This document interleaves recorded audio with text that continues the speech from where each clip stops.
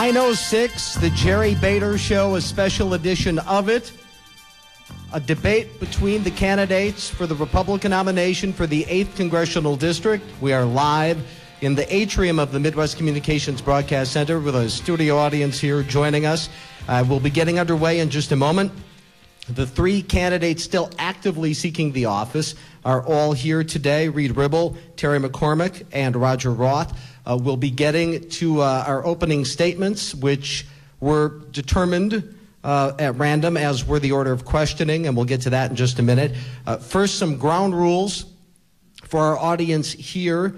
I would ask you to hold your applause or any other type of editorial comment you might wish to utter to any answer or anything like that during the debate. I would think at the end of the debate that we can give all the candidates a hearty round of applause for the participation today, which, of course, is greatly appreciated. For those of you who are not aware, the way the format will work is thus. We have a media panel of Mark Leland from Fox 11, Robert Kennedy from WTAQ News, longtime Green Bay broadcast journalist Robert Hornacek, now with Project Vote and UW Green Bay. And they will be questioning in the first hour. The second hour will be me exclusively questioning the candidates, in addition to questions from the audience, which I've already been screening, and I can tell you we will be using at least some of those. The format is as follows. As we said, the candidate order has already been determined, and then the answering order will rotate for the remainder of the questions. Candidates will be allowed 90 seconds for each response. If a candidate is directly mentioned by another candidate in a response, they will be given 30 seconds for rebuttal. Those rules will be in place for both the first hour when we have our panel and when I am doing the questioning. We'll start with 2-minute opening statements. Again, 2 minutes. Candidates were chosen at random for the opening statements. It will be Reed Ribble, Terry McCormick, Roger Roth, and then the reverse order for the closing statement near 10 o'clock. So with that, and I should mention to candidates, this young lady right here is your timekeeper, and go ahead and show them the 30 seconds and the 10 seconds. Tracy, thank you. And with that, we are ready to go. And again, your time starts when you begin speaking, is when Tracy will be timing you. Opening statements begin with Reed Ribble. Jerry, thanks for having me. For our panel, thanks for being here. And but especially thanks for the guests and for those listening on air. This is an important election, possibly the most important election in my lifetime, and I'm 54 years old. I'm a business owner from Kaukauna, and I got into this crazy world of politics because I'm concerned about the future of my grandchildren. And it's pretty straightforward when you stop and think about it. Our economy is in trouble and has been in trouble for several years now. And we, as this generation of grown-ups, as adults, have to take responsibility and accountability for the world and the country that we leave to our children. And I want to be part of making that happen, because I believe that there's a better day for America. I believe that our future can be bright with the right type of leadership there. And I simply want to take those things that I've learned in my 30-plus years of creating jobs and balancing budgets and apply it to a new purpose in my life.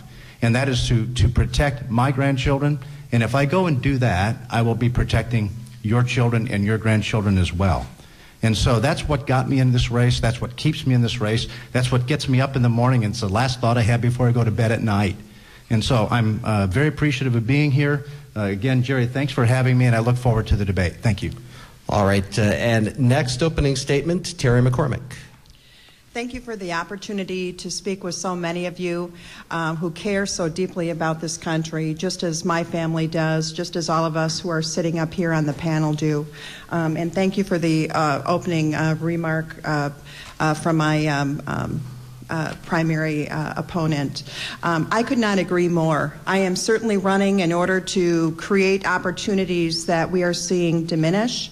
I'm running because of my 3 grandchildren, one on the way, daughter getting married tomorrow, who want the same types of opportunities that I had, and that was to work your way through college, to create and run your own business, to be an entrepreneur, which was my journey in life for over 30 years as a private entrepreneur and business owner, until I did something a little bit unusual as a private sector person, and I wrote the first charter school law.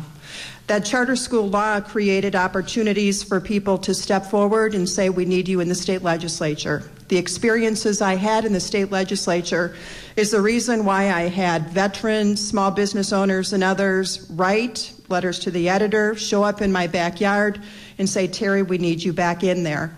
As the chairwoman of the Economic Development Committee, writing several reforms in bureaucracy reform, reducing regulations, taking on the Capco monopoly and taking on business as usual. I believe that I have the track record to answer the question I was just given this morning at a CEO panel.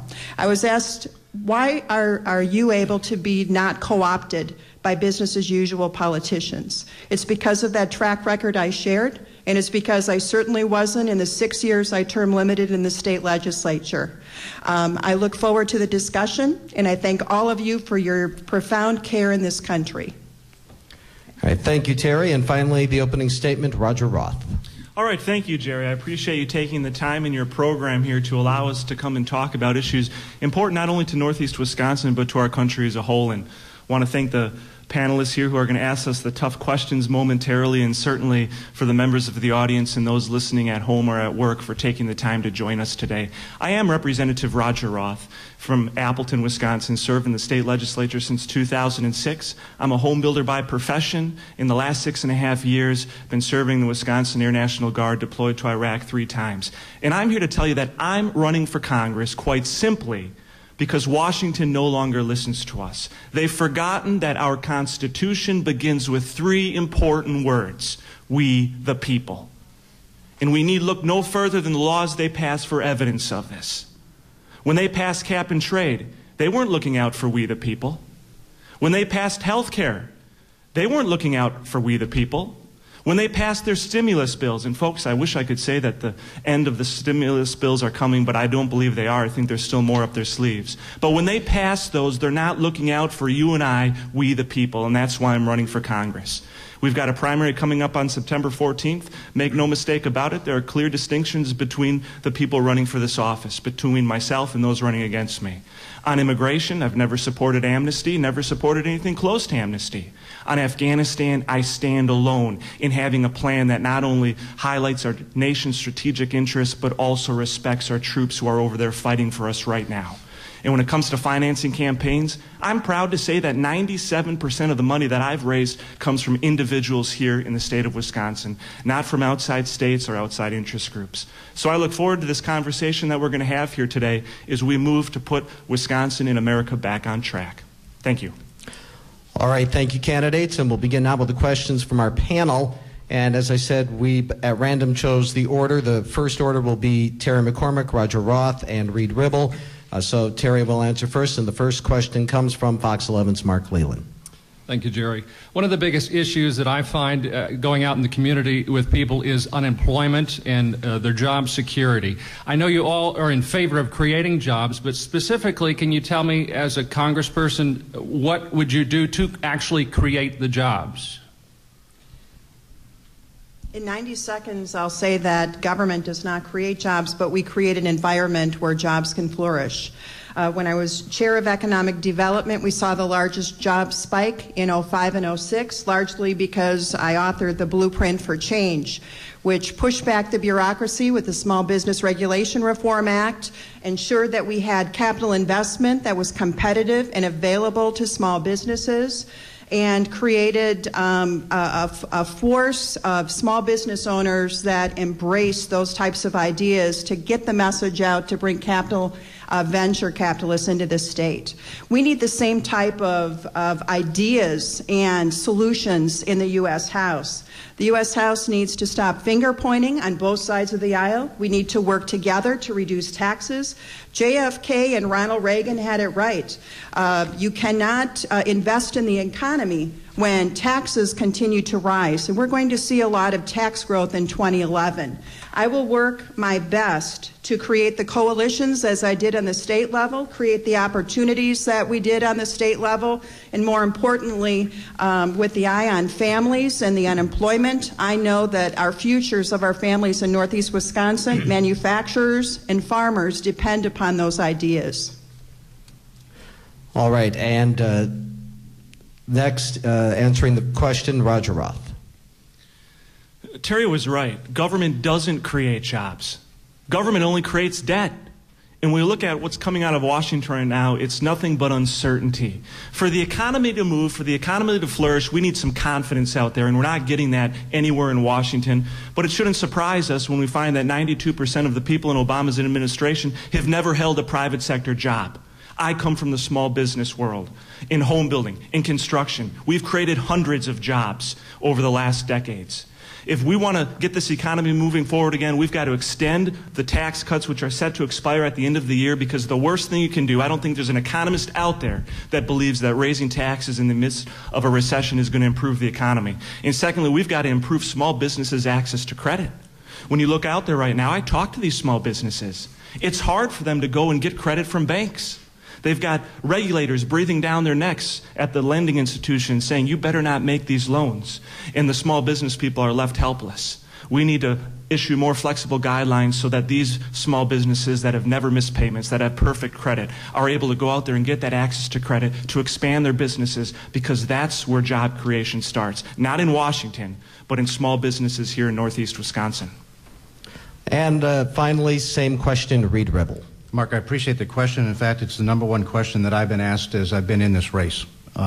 Last year, my company, in the toughest economic times in the construction industry, created 7 new jobs in this district. And I'll tell you, the disconnect between Washington and Madison politicians comes in the area of the regulatory world.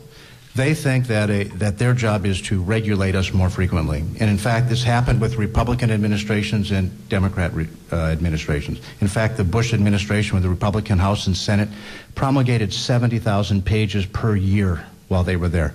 And you know, I've heard a Democrat yesterday talking about how Bush deregulated everything, and they deregulated the financial world. We've got a regulation nightmare. Nearly 1 million new pages of regulations between the state of Wisconsin and the federal government in the last decade. And there's an accumulative effect that takes place in the business world, that as you pile a regulation on top of a regulation, every single regulation has a cost. When I started in the roofing business, an average home cost about $700 to re-roof. Today, it's over $7,000. And the big part of that cost is related directly to these layers and layers of regulation. And that's because so many of our politicians have never lived in the real world. And so we're sending people to Washington to legislate against us that have never felt the effect of that legislation. Regulation is the #1 job killer in this country. And it's not because we have too little. It's because we have too much.